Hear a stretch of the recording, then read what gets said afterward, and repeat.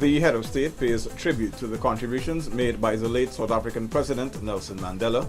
President attends the Georgetown Chamber of Commerce and Industry's annual Dinner and Awards ceremony, where renewed calls are made for all stakeholders to support the anti-money laundering legislation, and the integrity and bias of the local chapter of Transparency International raises serious concerns. President says, "We'll have the details of these and other presidential activities in this week's edition of the Diary for the period November 30 to December 6. I'm your host, Paul McAdam. In a televised message to the nation, President Donald Ramotar described the late South African President Nelson Mandela's passing as a loss which was not just one for the people of South Africa, but one for Africa as a whole and the world at large. The anti-apartheid freedom fighter was also described as a giant in defense of human rights and a fighter for a free and just society, not just for his beloved South Africans, but for the oppressed the world over." The struggle he led with other distinguished anti-apartheid fighters has entered into the annals of world history as one of the most defining periods in our world. However, it was not only the struggle, but the manner in which it was conducted, which will always remain an example and an inspiration for others working for social and economic justice everywhere. He was truly the father of his nation, tirelessly devoting his life to serving the people of South Africa with humility and dignity in leadership and an unswavering commitment to persevering that hard-won unity and the pride of liberation. The president noted that the former freedom fighter was highly loved and respected the world over, and his memory will be forever cherished. For Guyana, this is particularly so, as we recall the strength of character which he continually displayed during those long, dark years of incarceration, a grave injustice. As we mourn now with South Africa, we rejoice then when he won his freedom and took his rightful place as leader of his country. Mr. Mandela's name and work will endure throughout the ages, he said, in closing, expressing his wish that on behalf of the government and people of Guyana, that the President of South Africa, Jacob Zuma, convey his sympathy to his family and other citizens of the country. Former South African President Nelson Mandela died at the age of 95 due to complications from a recurring lung infection. The anti-apartheid leader and Nobel laureate was a beloved figure around the world, a symbol of reconciliation from a country with a brutal history of racism. Mandela was released from prison in 1990 after serving nearly 30 years for plotting to overthrow South Africa's apartheid government. In 1994, in a historic election, he became the nation's first black leader. Mandela stepped down in 1999 after a single term and retired from political and public life. When a man has done what he conceives to be his duty to his people in this country, he can rest in peace. I believe I have made that effort. And that is therefore why I will sleep for the eternity. President Ramotar is once again calling on all stakeholders to support the passage of the Anti-Money Laundering and the Countering of Financing Terrorism Bill.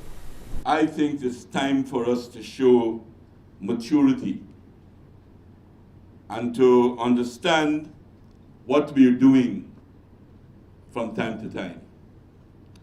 The anti-money laundering legislation is so important that, and it is so important that I don't think it should be tied to anything else. Indeed, I think it's a patriotic duty for us to try to pass this unconditionally because of where it can take us back if we are not very careful.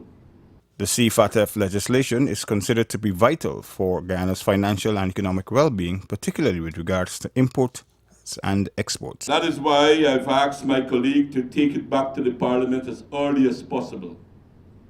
And I hope that it will have the full support of the House this time around, because the consequences of it not passing is too difficult to contemplate at this point in time.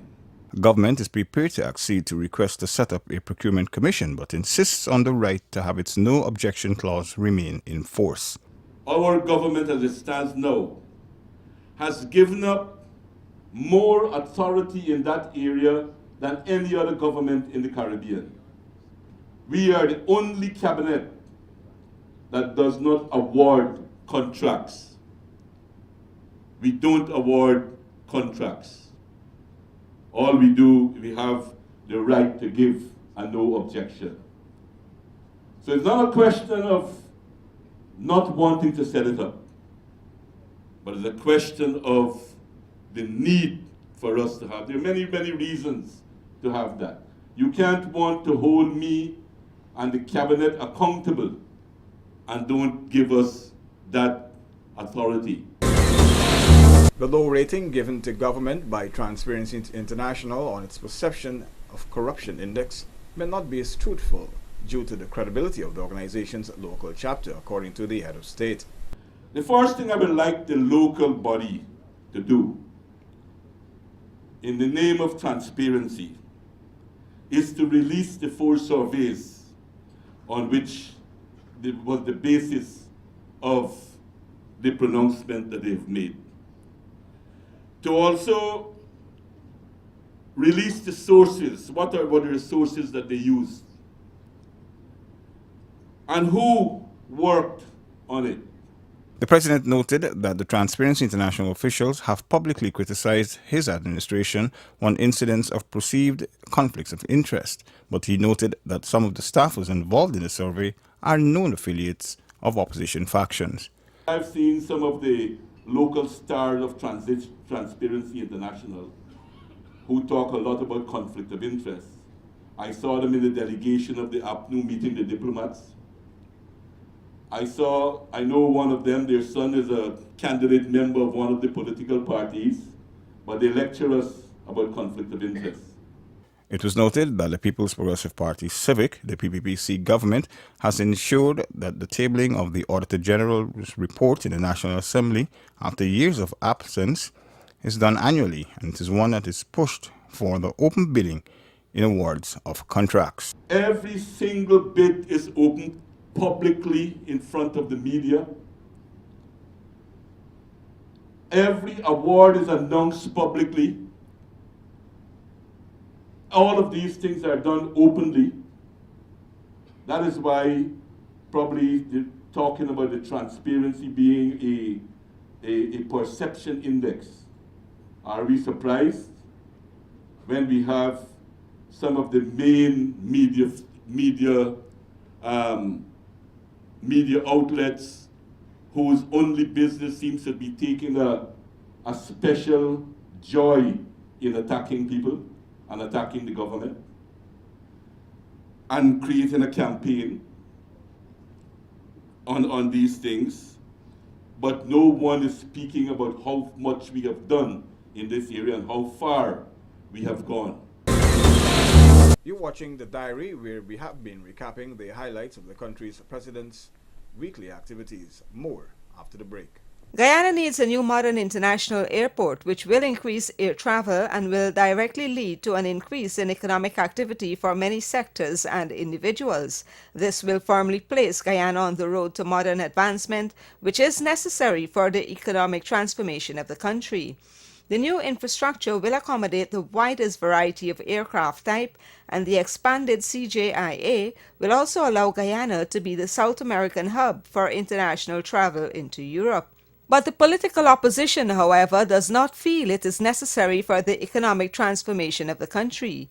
They severed financial allocations to this transformational project in an attempt to strangle development. All Guyanese need to be on board with this major transformational project. About 190,000 students have benefited from government's school uniform program in 2013. Guyana is the only CARICOM country that is providing this form of assistance for its students to ensure all can access education. This initiative caters for students from nursery level to grade 11. The government of Guyana, through the Amerindian Affairs Ministry, has launched a comprehensive youth apprenticeship and entrepreneurial program. This initiative addresses youth development and empowerment and is designed to meet the objective of securing indigenous livelihood by developing the capacity and capability of youths. The program is being implemented in regions 1, 7, 8, and 9, benefiting close to 1,000 people between the ages of 18 to 40 years. The top Caribbean Examinations Council's students who visited Guyana from across the region paid a courtesy call on the president, where they were encouraged to continue their good work. On December 4th, President Donald Ramotar met the visiting delegation from the Caribbean Examination Council's students from the region who excelled in this year's CXC and CAPE examinations. He urged the students to see this achievement as just a mere beginning, hailing them as the future of the Caribbean. The region's top CXC candidates were urged to build on their successes by President Ramotar as they were honored at a special ceremony at the National Cultural Center. Later on, in addressing the region's top CXC students at the National Cultural Center, the president described their academic performances as an indication of the Caribbean's potential. Events like this that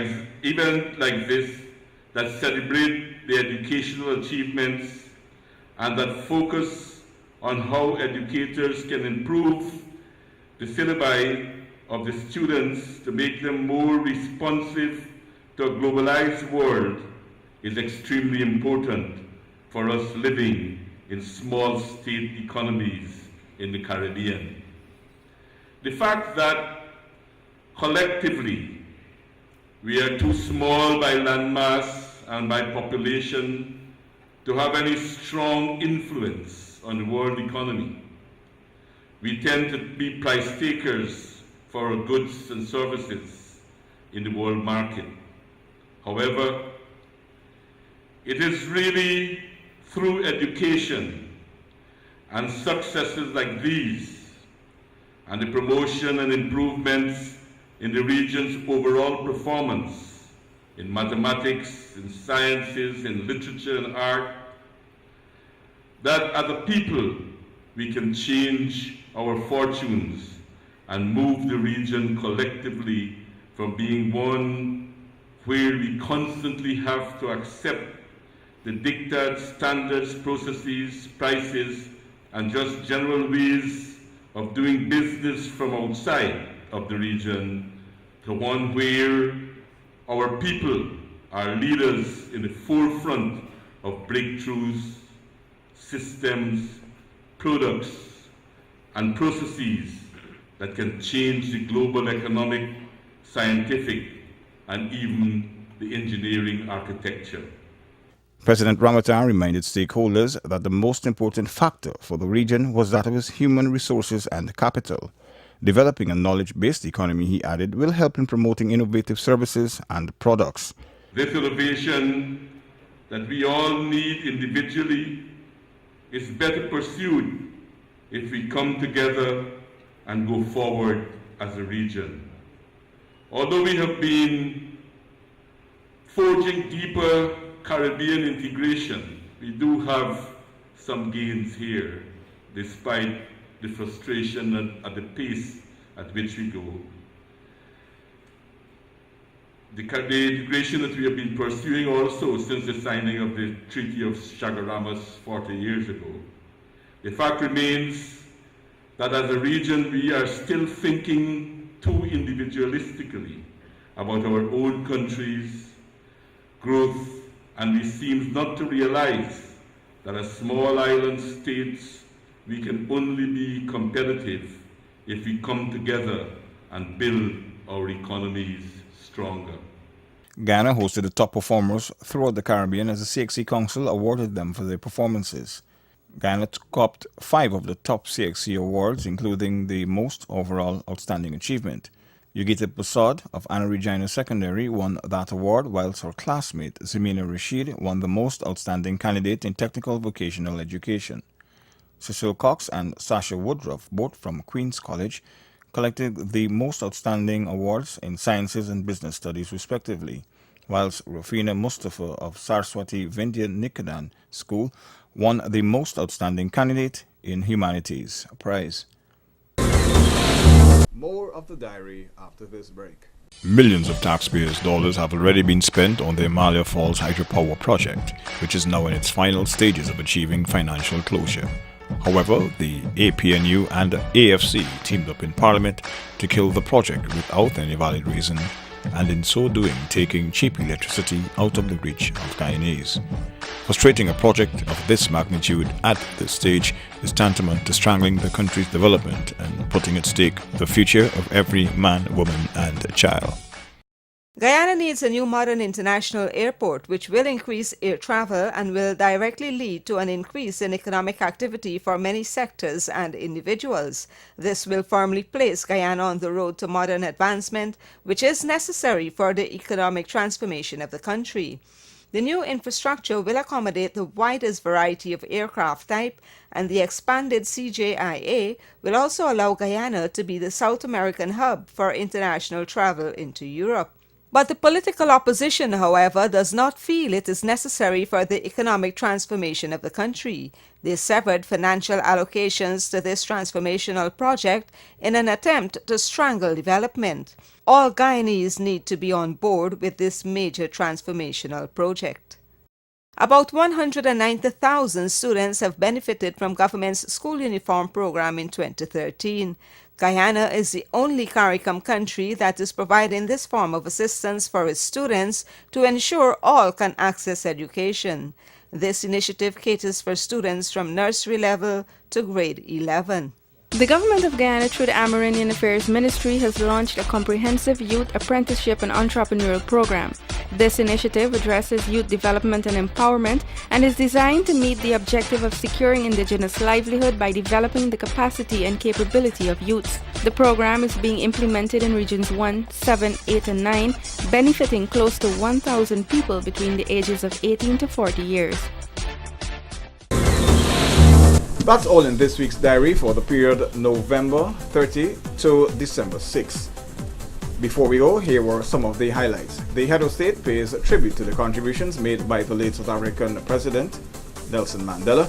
President attends the Georgetown Chamber of Commerce and Industry's annual Dinner and Awards ceremony, where he renews his call for all stakeholders to support the anti-money laundering legislation, and the integrity and bias of the local chapter of Transparency International raises serious concerns, President says. Do join us again for the next program when we will bring you more of the President's activities. I'm your host, Paul McAdam, thanking you for joining us. Do have a pleasant rest of the week.